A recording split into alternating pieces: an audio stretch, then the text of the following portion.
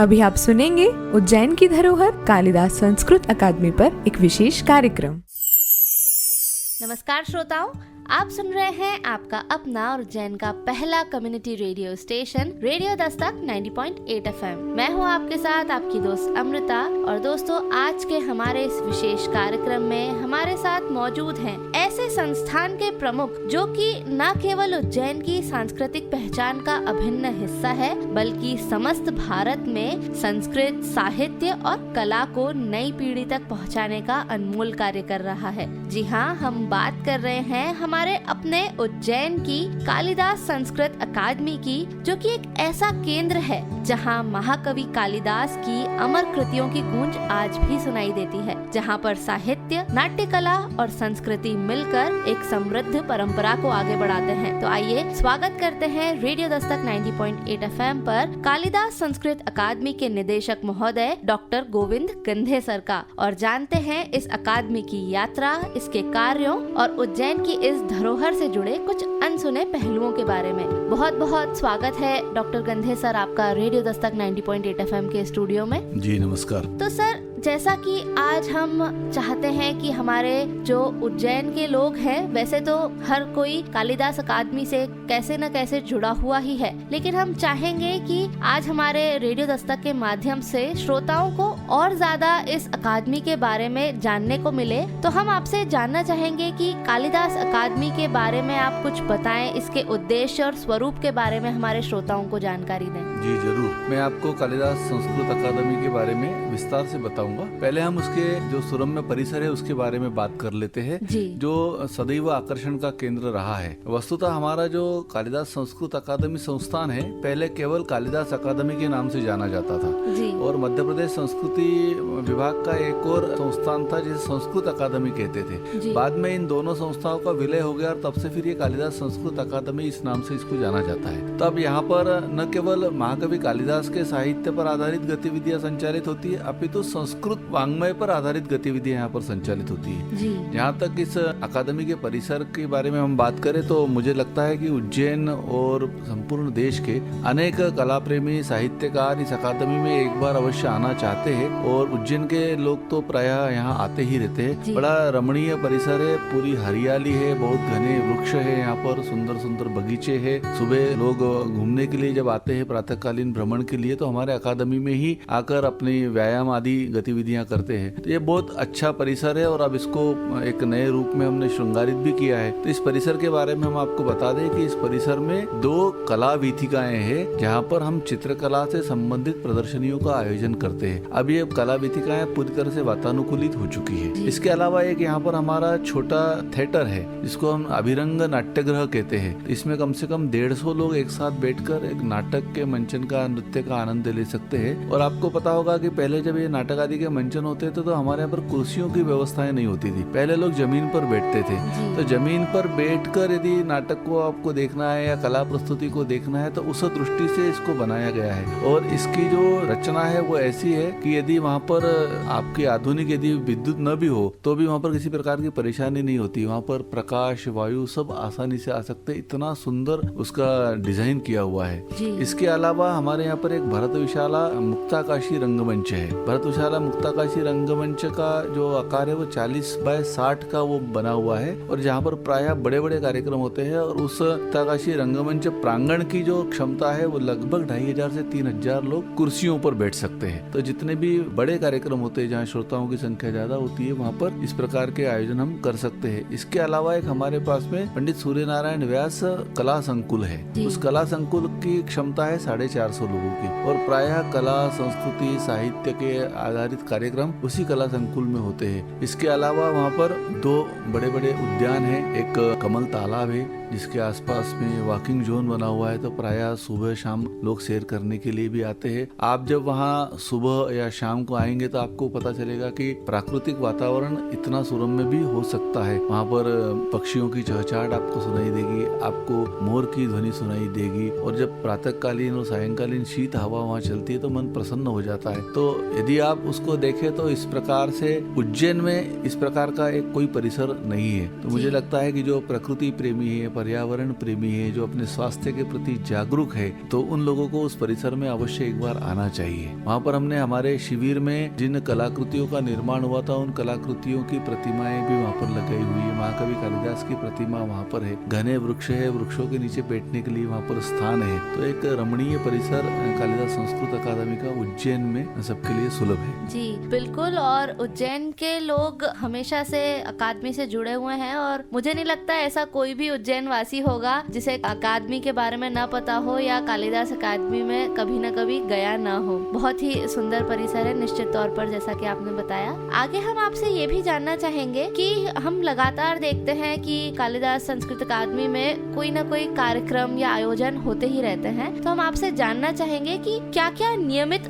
गतिविधियां आप लोगों के द्वारा संचालित की जाती हैं, किस प्रकार की गतिविधियां रहती हैं कालिदास अकादमी। कालिदास संस्कृत अकादमी का जो परिसर है उसका उपयोग दो प्रकार से होता है। यहाँ शहर की या शहर के बाहर की भी जो सामाजिक, शैक्षणिक और कला संस्थाएं हैं वे भी अपने कार्यक्रम करती है, तो उनको भी हम एक नाम मात्र के किराए पर वो परिसर की सुविधाओं को उपलब्ध कराते हैं। तो उनके आयोजन भी वर्ष भर में होते हैं। और हमारा संस्कृति विभाग का एक कैलेंडर प्रकाशित होता है जिसको हम कला पंचांग के नाम से जानते हैं। तो उस कला पंचांग में चैत्र शुद्ध प्रतिपदा से लेकर तो फाल्गुन अमावस्या तक हमारा भारतीय कालगणना के अनुसार जो काला अवधि है, उस काला अवधि में उस गतिविधियों का पूरा लेखा जोखा रहता है। जी बिल्कुल सर। और एक जो कार्यक्रम है जो कालिदास संस्कृत अकादमी का, जिसे राष्ट्रीय तौर पर, अंतर्राष्ट्रीय स्तर पर भी सभी जानते हैं और काफी प्रसिद्ध है, वो है कालिदास समारोह। हम इसके बारे में भी आपसे जानना चाहेंगे कि इस समारोह के बारे में कुछ जानकारियां दे। वैसे तो सभी हमारे उज्जैन वासी इसमें भाग लेते हैं, पर हम चाहेंगे कि विस्तार से उन्हें इसके महत्व के बारे में और इस कार्यक्रम, इस समारोह के बारे में जानकारी मिले। जैसा कि आप जानते हैं कि अभी गत वर्ष हमने 66वां अखिल भारतीय कालिदास समारोह संपन्न किया और ये इसका एक अधिकृत रिकॉर्ड है कि 66 वर्षों से हमारे कालिदास अकादमी के द्वारा अखिल भारतीय कालिदास समारोह का आयोजन किया जाता है। निश्चित रूप से उसके पूर्व भी कालिदास समारोह आयोजित किया जाता था। यहाँ के जो संस्कृत के प्रेमी हैं, विद्वान लोग हैं, उन्होंने कालिदास समारोह बहुत पहले से प्रारंभ कर दिया था, परंतु फिर कालिदास समारोह, कालिदास संस्कृत अकादमी और ये मिलाकर अब लगभग 66 वर्षों से इस समारोह को हम आयोजित कर रहे हैं। पहले यह 3 दिवस का कार्यक्रम होता था, फिर वो 7 दिन का हुआ और अब वर्तमान में इसका स्वरूप 9 दिवस का हो गया है। तो 7 दिन प्रमुख कार्यक्रम होते हैं। 9 दिन का जो कार्यक्रम है उसमें 2 दिन हमने और जोड़े हैं, उसको हम पूर्व रंग कहते हैं। तो अर्थात समारोह के पहले शहर में संदेश देने के लिए, शहर में एक सकारात्मक वातावरण निर्मित की दृष्टि से हम 2 दिन पहले से इस कार्यक्रम को आयोजित करते हैं। कहने को तो ये अखिल भारतीय कालिदास समारोह होता है, परंतु प्रायः यह कालिदास समारोह अंतर्राष्ट्रीय स्तर का ही रहा है, क्योंकि यहाँ पर विदेशों से भी कला समूह आए हैं, विदेशों से भी विद्वान आए हैं, तो हम इसको एक अंतर्राष्ट्रीय कालिदास समारोह भी कह सकते हैं। अब हम कालिदास समारोह के बारे में बात करें तो जो पूर्व रंग के हमारे कार्यक्रम है उसमें ऐसा माना जाता है कि महाकवि कालिदास की आराध्या काली देवी थी, और चूंकि हमारे उज्जैन में गढ़कालिका का एक प्रसिद्ध मंदिर है और ऐसा माना जाता है कि महाकवि कालिदास भी उस मंदिर में आराधना करते रहे होंगे, तो सबसे पहले हम उस भगवती की आराधना के लिए वहाँ पर जाते हैं और उस आराधना के साथ में हमारा कालिदास समारोह प्रारंभ होता है। वहाँ पर जाकर भगवती के सामने एक श्यामला दंडकम नामक स्तोत्र है, उसके बारे में ऐसा कहा जाता है कि वो कालिदास की रचना है। तो ये जो प्रसिद्ध 7 रचनाओं के पहले कुछ छोटी छोटी रचनाएं भी उन्होंने की होगी, परंतु वो प्रकाश में नहीं आई, परंतु विद्वानों ने उसको ढूंढ निकाला। तो एक श्यामला दंडकम स्तोत्र है जो भगवती काली पर केंद्रित है, बहुत उत्कृष्ट रचना है। तो उस रचना का पाठ होता है और उस पाठ के बाद भगवती काली की आराधना करते हैं, हम पूजन करते हैं और उनसे आशीर्वाद लेकर फिर कालिदास समारोह के लिए हम प्रारंभ करते हैं। उसके दूसरे दिन हमारे यहाँ पर प्रातः काल एक कलश यात्रा का आयोजन काफी वर्षों से किया जा रहा है। तो कलश यात्रा माँ शिप्रा के पावन तट से प्रारंभ होती है, वहाँ शिप्रा का पूजन होता है। शिप्रा का पवित्र जल लेकर हम महाकाल ईश्वर पर जाते हैं, उनका उस जल से अभिषेक करते हैं, उन्हें निमंत्रण देते हैं, आशीर्वाद मांगते हैं उनसे, और फिर संपूर्ण शहर को निमंत्रण देते हुए वह कलश यात्रा अकादमी में आती है और वहाँ पर कलश की स्थापना होती है। हमारे यहाँ हिंदू रिवाज के अनुसार ऐसा माना जाता है कि कलश की स्थापना से ही सारे कार्यक्रम प्रारंभ होते हैं। तो उसी परंपरा का निर्वहन अकादमी में भी हो रहा है। वो क्षिप्रा नदी का जल वहाँ पर हम स्थापित करते हैं और वो कलश पूरे 9 दिन तक वहीं अकादमी में स्थापित रहता है। और जब हमारा कार्यक्रम पूरा होता है, विधिवत फिर उसका पूजन होता है, उसके जल को वापस जलाशय में विसर्जित कर देते हैं और कार्यक्रम संपन्न होता है। ये पूर्व रंग का कार्यक्रम हुआ। और उसी दिन अर्थात जिस दिन कलश यात्रा होती है उस दिन नांदी नाम से एक कार्यक्रम होता है। नांदी का संस्कृत में अर्थ होता है मंगलाचरण प्रारंभ। तो हमारे यहाँ नाटकों में नांदी होती है अर्थात जहाँ पर श्रोताओं के मंगल की कामना की जाती है, अभिनेताओं के मंगल की कामना की जाती है, अनिष्ट से विघ्नों से बचने के लिए प्रार्थना की जाती है, उसको नांदी कहते हैं। तो वह नांदी का कार्यक्रम होता है। तो वहाँ पर हम फिर भक्ति संगीत का कार्यक्रम, शास्त्रीय संगीत का कार्यक्रम ऐसा वो आयोजन करते हैं। तो हमारा वो मंगलाचरण होता है। और देव प्रबोधिनी एकादशी, इस तिथि का संबंध महाकवि कालिदास से है, इसलिए देव प्रबोधिनी एकादशी हमारी तिथि निश्चित है। तारीख बदलती रहे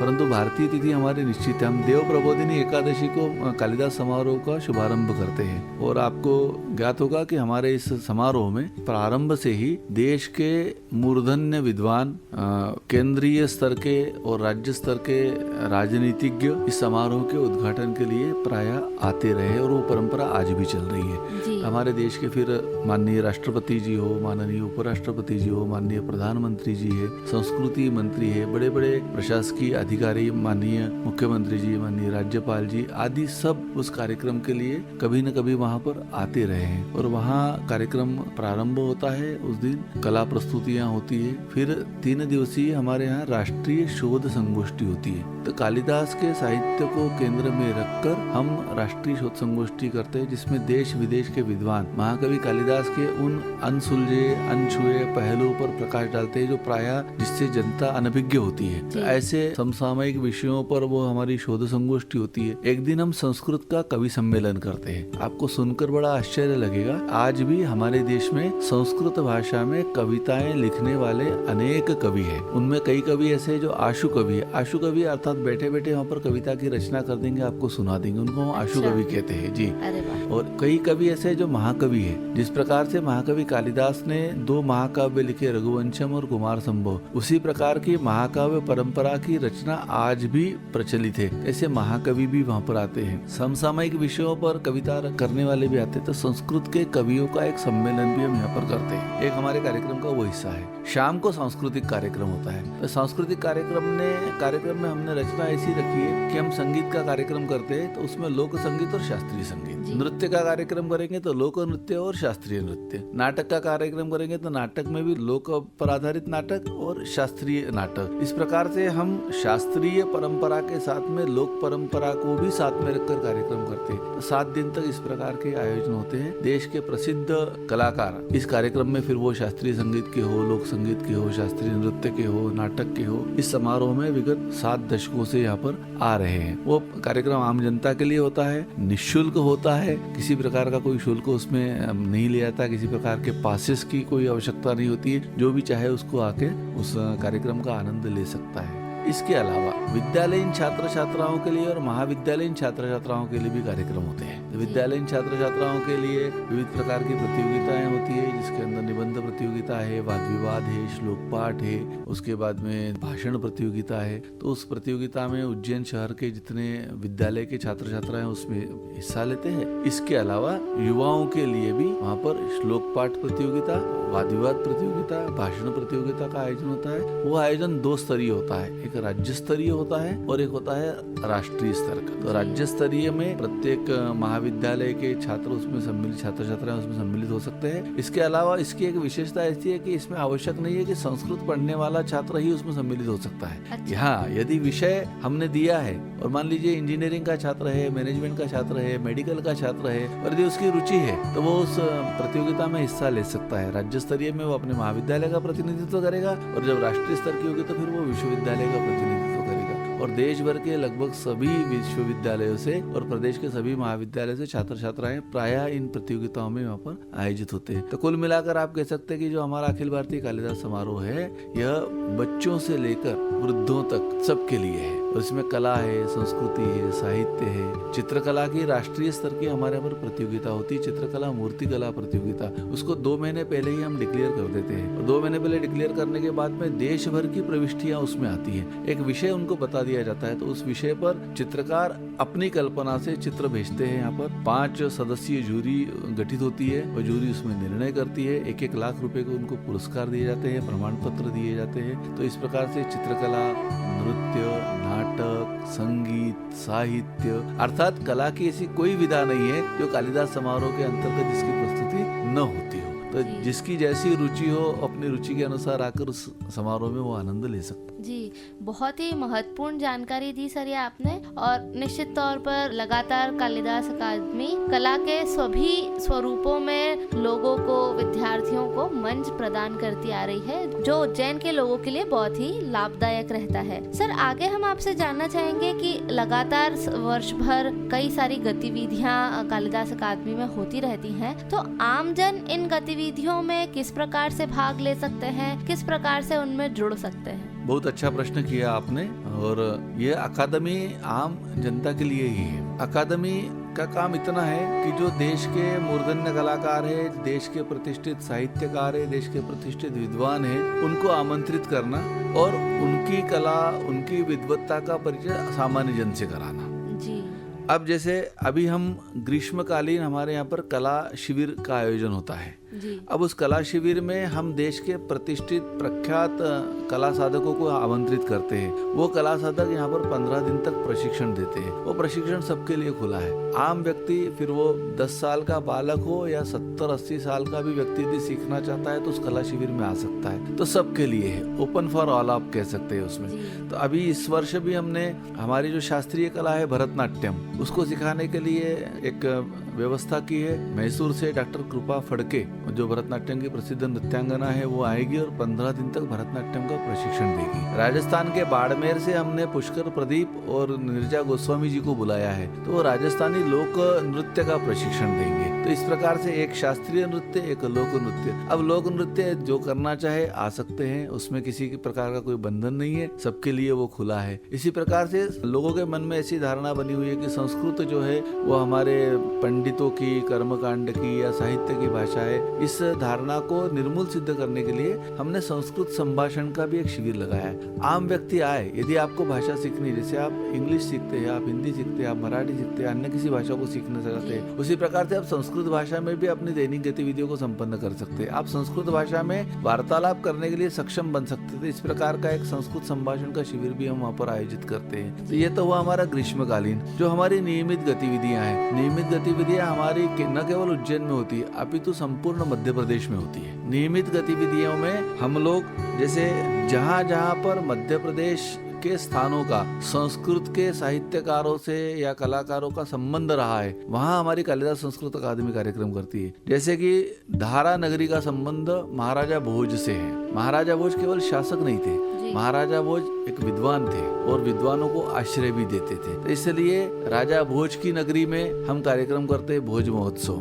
महाकवि कालिदास सम्राट विक्रमादित्य के राज्यसभा के पंडित थे और महाकवि कालिदास का संबंध विक्रमादित्य से, और सम्राट विक्रमादित्य का जो कार्यक्षेत्र है वो उज्जैन है, इसलिए इसका केंद्र उज्जैन बना हुआ है। तो सम्राट, राजनीति और हमारी विद्वत्ता, हमारी कला, पांडित्य, इन दोनों का समन्वय आपको इस अकादमी के दिखाई। फिर महाकवि कालिदास ने दशार्ण देश, जिसको आज वर्तमान में हम मंदसौर कहते हैं, उसका वर्णन किया है, इसलिए हम मंदसौर में कार्यक्रम करते हैं। हमारे अद्वैत वेदांत के शंकराचार्य, जगत गुरु आदि शंकराचार्य, जिनकी आज हम जयंती मना रहे हैं, वो आदि शंकराचार्य का संबंध ओमकारेश्वर से है, इसलिए हम महाशिवरात्रि पर ओमकारेश्वर में कार्यक्रम करते हैं, शंकर महोत्सव करते हैं। आपको पता होगा कि भोपाल के पास में एक विदिशा नगर है।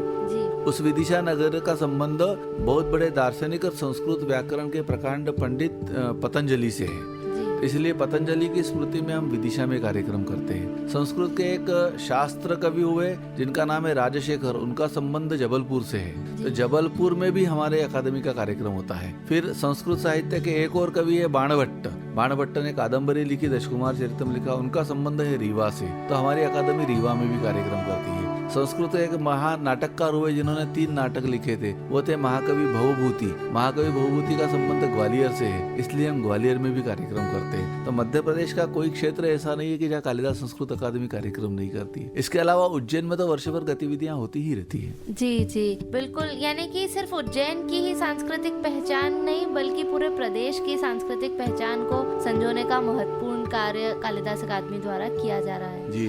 तो सर हम ये और जरूर आपसे जानना चाहेंगे ताकि हमारे श्रोताओं को भी ये जानकारी रहे कि वर्तमान में क्या नए प्रयोग अकादमी द्वारा किए जा रहे हैं और भविष्य की क्या योजनाएं हैं कि किस प्रकार ये संस्कृति को संजोने का कार्य आगे बढ़ता रहेगा। देखिए, वर्तमान के प्रयोग के बारे में यदि आप बात करेंगे तो अभी जैसा मैंने कहा था कि कालिदास समारोह में पूर्व रंग में हम कालिदास की जो आराध्य गढ़कालिका पर अर्चन करते थे। इस बार हमने नया प्रयोग किया। नया प्रयोग क्या किया हमने कि जो श्यामला दंडकम का पाठ कभी हमारे संस्कृत के विद्वान पंडित प्राध्यापक लोग करते थे, उसको हमने आम जनता के साथ में जोड़ दिया। हमारे शहर के लगभग 600 बच्चों ने इस बार कालिदास समारोह के वागर्चन जो विधि हमारी होती है, अर्थात जो वाणी से हम महाकवि कालिदास के आराध्या का अर्चन करते हैं, उसमें हमने 600 बच्चों को जोड़ा। इन 600 बच्चों में कोई जाति का भेद नहीं, कोई वर्ण का भेद नहीं, किसी प्रकार का कोई आयु सीमा नहीं, और आपको आश्चर्य होगा इसमें 101 छात्राओं ने भी सहभागिता की थी। और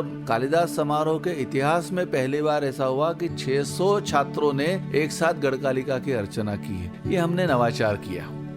हमने नवाचार किया कि कालिदास के साहित्य को समसामयिक जोड़ने की दृष्टि से। अब समसामयिक जोड़ने की दृष्टि से यदि आप कहेंगे तो अभी पर्यावरण सबसे बड़ा विषय है पूरे विश्व में।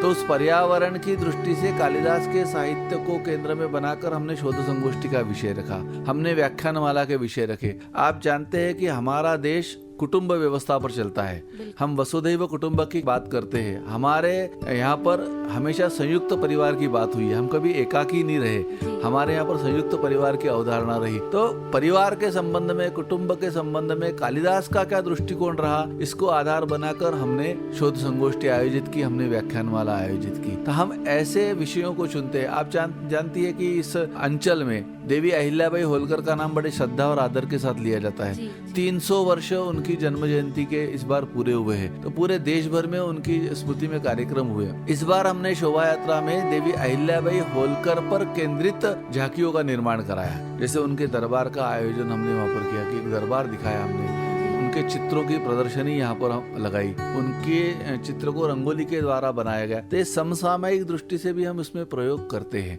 युवाओं को साथ में जोड़ने की दृष्टि से भी हमारी जो प्रतियोगिताएं होती है, उसके अलावा जब 9 दिन कार्यक्रम हो रहे हैं तो 9 दिन कार्यक्रम में आप मान लीजिए कि हमें कार्यकर्ताओं की भी आवश्यकता पड़ती है, हमें उद्घोषकों की भी आवश्यकता पड़ती है। तो हमने इस बार ऐसी योजना बनाई थी कि हर दिन हम नए उद्घोषक को लाएंगे और उसके साथ में एक और सहयोगी के रूप में रखेंगे। तो आप यकीन मानिए कि हमारे 9 दिन के कार्यक्रम में हमने 18 उद्घोषकों को उसके साथ में जोड़ा। तो ये हमारा एक नया प्रयोग रहा। हमने युवा चित्रकारों को बुलाया, उनसे कहा कि आप चित्र बनाइए। उन्होंने चित्र बनाए। रंगोली पूरे शहर में कलश यात्रा के समय रामघाट से लेकर कालिदास अकादमी तक बनती है, उसमें सारे युवा कलाकारों को हमने जोड़ा। उन्होंने स्थान स्थान पर रंगोलियां बनाई। इस प्रकार से लोगों को जोड़ने का काम भी कालिदास संस्कृत अकादमी कर रही है। जी बिल्कुल, और निश्चित तौर पर बहुत ही अच्छा कार्य कालिदास संस्कृत अकादमी द्वारा किया जा रहा है और बहुत ही अच्छी जानकारियां सर आपने हमारे रेडियो दस्तक 90.8 FM के श्रोताओं को दी, जो कहीं ना कहीं जुड़े हुए तो थे अकादमी से, पर कई लोगों को बारीकी से बहुत सारी जानकारियां नहीं होंगी जो आज आपके माध्यम से उन सभी को मिली है। अंत में सर हम आपसे यही जानना चाहेंगे कि रेडियो दस्तक 90.8 FM के माध्यम से आप क्या कहना चाहेंगे उज्जैन के रहवासियों को, हमारे शहर के लोगों को? जरूर, मैं तो ये चाहूंगा कि रेडियो दस्तक की आवाज, रेडियो दस्तक की अनगूंज जहाँ जहाँ तक जाती है, वहाँ तक जो इस कार्यक्रम को सुन रहे हैं उनसे मेरा आग्रह है, उनसे मेरा विनम्र निवेदन है कि कालिदास संस्कृत अकादमी आप सबके लिए है। आप अपनी रुचि के अनुसार कालिदास संस्कृत अकादमी के कार्यक्रमों में सम्मिलित हो सकते हैं। हमारे कार्यक्रमों की सूचना समाचार पत्रों के माध्यम से, हमारे कला पंचांग के माध्यम से हमारी वेबसाइट पर हमेशा उपलब्ध रहती है। और जिस प्रकार समय समय पर हम शिविरों का आयोजन करते हैं, प्रतियोगिताओं का आयोजन करते हैं, कार्यक्रमों का आयोजन करते हैं, आप इन कार्यक्रमों में आइए। हमारे कार्यक्रमों में इतने स्तरीय कार्यक्रम, राष्ट्रीय स्तर के कार्यक्रम होने के उपरांत भी किसी भी प्रकार का दर्शकों के लिए, श्रोताओं के लिए शुल्क नहीं लिया जाता है, परंतु इसका अर्थ यह कदापि नहीं हो सकता कि वो उनका स्तर कम है। हम स्तरीय कार्यक्रम प्रस्तुत करते हैं। स्तरीय कार्यक्रम उज्जैन शहर और उज्जैन के आसपास के लोगों को मिले, इसलिए हम प्रयास करते हैं। संस्कृति मंत्रालय हमारा काम करता है और अब तो बड़े सौभाग्य की बात है कि इस समय हमारे हमारे उज्जैन के ही हमारे माननीय मुख्यमंत्री जी स्वयं व्यक्तिगत रुचि लेते हैं और उनकी भी इच्छा है कि उज्जैन वासियों को साहित्य, संस्कृति, कला के साथ में निरंतर जोड़ा जाए। तो निश्चित रूप से यहाँ के लोगों के लिए एक सुनहरा अवसर है और पूरे वर्ष भर गतिविधियां यहाँ पर होती रहती है। कोई माह या कोई सप्ताह ऐसा नहीं जाता है जिस माह में, जिस सप्ताह में कालिदास संस्कृत अकादमी में कार्यक्रम न हो। तो मैं तो आग्रह करूंगा कि सभी श्रोता नियमित रूप से अकादमी के साथ जुड़े और जब भी आपको वहाँ आना हो तो कालिदास अकादमी आपके स्वागत के लिए सहर्ष तैयार है। बहुत बहुत धन्यवाद डॉक्टर गोविंद गंधे सर कि आप रेडियो दस्तक 90.8 FM के स्टूडियो में आए, इतनी महत्वपूर्ण जानकारियां हमारे सभी श्रोताओं को दी। एक बार पुनः आपका धन्यवाद। नमस्कार। तो श्रोताओं, आज की हमारी ये बातचीत न केवल ज्ञानवर्धक रही बल्कि हमें ये भी एहसास करा गई कि हमारे अपने शहर उज्जैन में कितनी समृद्ध सांस्कृतिक विरासत सजीव रूप में मौजूद है। कालिदास संस्कृत अकादमी केवल एक संस्थान ही नहीं बल्कि एक पुल है अतीत की गौरवशाली परंपराओं और वर्तमान पीढ़ी के बीच। हम धन्यवाद करते हैं निदेशक महोदय का, जिन्होंने समय निकालकर हमारे साथ अपने अनुभव और विचार साझा किए। उम्मीद है कि आप सभी श्रोता भी इस बातचीत से प्रेरित हुए होंगे और जल्द ही एक बार अकादमी जाकर उसके वातावरण को जरूर महसूस करेंगे, जहां साहित्य, कला और संस्कृत जीवंत रूप में सांस ले रहे हैं। तो ऐसे ही हम बहुत सारी महत्वपूर्ण जानकारियों के साथ आपसे जुड़ते रहेंगे। अभी के लिए दीजिए हमें जाने की इजाजत, लेकिन आप कहीं मत जाइए, सुनते रहिए आपका अपना रेडियो दस्तक 90.8 FM। सुनेगा उज्जैन, बढ़ेगा उज्जैन। नमस्कार। अभी आप सुन रहे थे उज्जैन की धरोहर कालिदास संस्कृत अकादमी पर एक विशेष कार्यक्रम। सुनते रहिए आपका अपना रेडियो दस्तक 90.8 FM। सुनेगा उज्जैन, बढ़ेगा उज्जैन। रेडियो दस्तक।